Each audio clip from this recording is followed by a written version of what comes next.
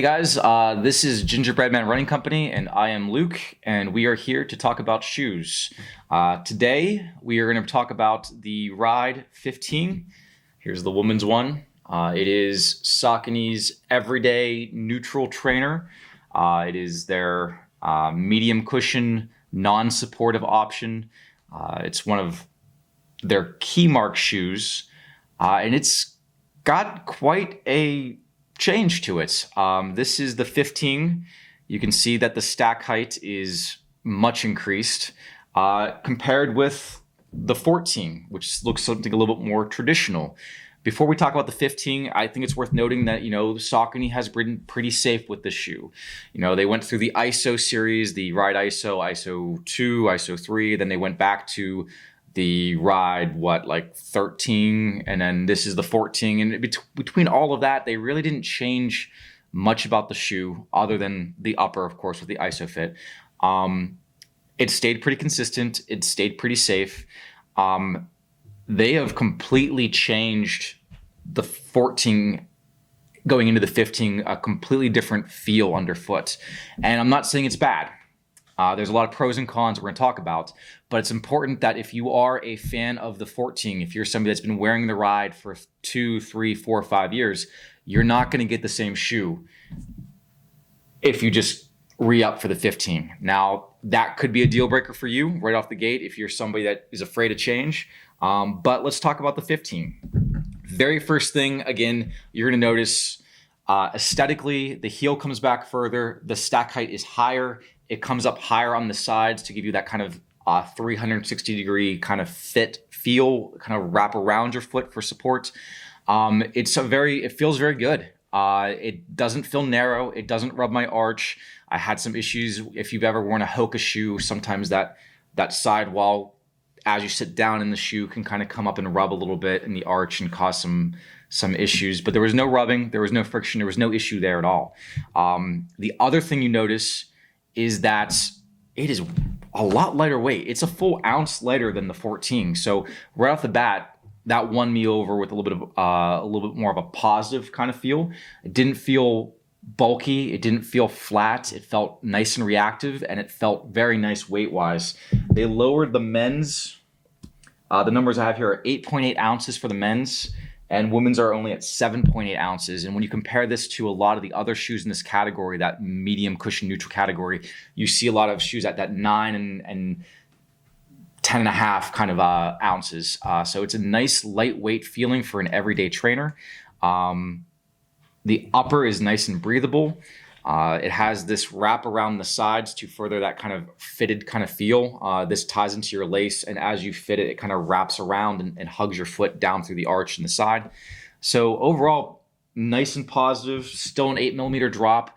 I did mention the stack height. They increased it from it's now 35 in the heel to 27 in the toe box, so it stays at 8.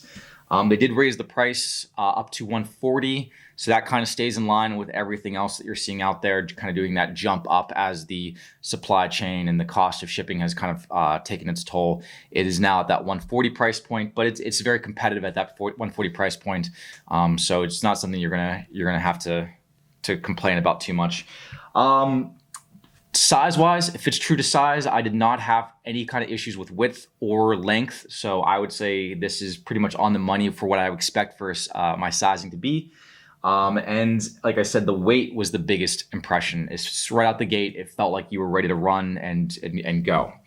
Now, the downside is it's a change. By going to this higher stack height, if you have a history of hip flexor issues or hip issues, the higher stack heights are not as good for your hips. And I'm not 100% sure the biomechanics behind that, because this is kind of relatively a new phenomenon, and we're not quite getting the research and data kind of collected yet. We need more bigger sample sizes and more research done.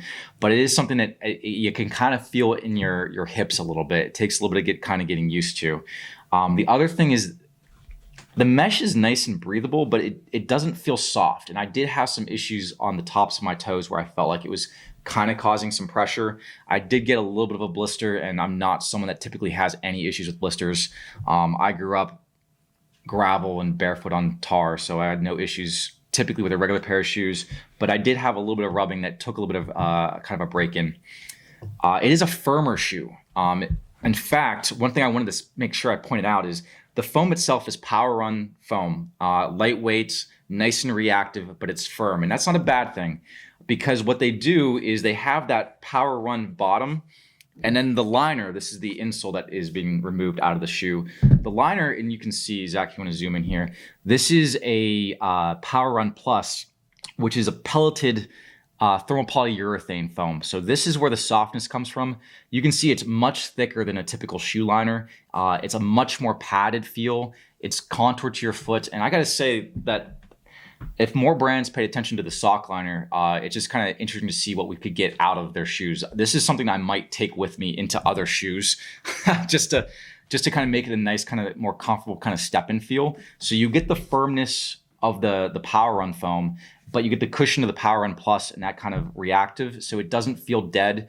It still feels lightweight. It doesn't feel like a brick or a slab, which is some of the complaints that Saucony has had about their Power Run Plus foam, their thermopolyurethane foams.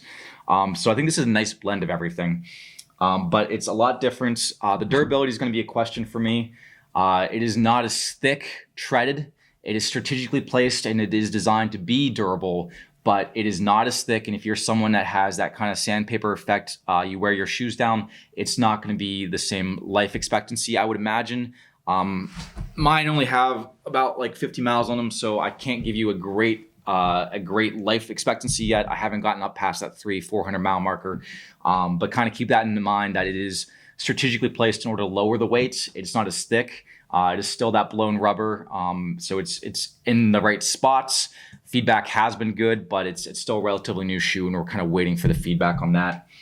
And like I said, the sidewalls do a good job there. The complaint, honestly, has been more aesthetically. People that are expecting the 15 to be just a clone of the 14, it's different, and that's not a bad thing. It's just something you have to be prepared for. I guess my only critique would be, like, I probably would have been a little bit more careful to differentiate the shoe further away from the shift. It has that kind of roll to it that the shift has, the Saucony Endorphin shift. So I feel like this kind of encroaches on that slightly. The shift in its own right is a great shoe. This guy, I feel like, is trying to copy it. It's not even that they're at different price points. They're both at $140. So I guess my only complaint would be that this is a great shoe, but I feel like Saucony is kind of double dipping into that category. So I would encourage you to try it on concurrently with the Endorphin shift, just to see what your own opinions are. And like I said, if you're somebody that is in love with the 14, the 13, the ISO series, give this guy a fair shake, but it may not be what you're looking for. It is a different feel, it's a different fit. It's a good fit, it's a good feel, but it is different. And anytime there is a drastic change like this, you have to try it on for yourself, which you can do here at Gingerbread Man Running Company or at a local shoe store near you. And Zach wants me to tell you that if you want to buy from us online, we do have an online store now. It's at shopgbm.com. And I'm now forcing him to put a button and post up here. Right here, Zach. Right there? Yep, right there. And what else am I forgetting? You don't have to buy it from us, but shop local and enjoy the ride. No pun intended.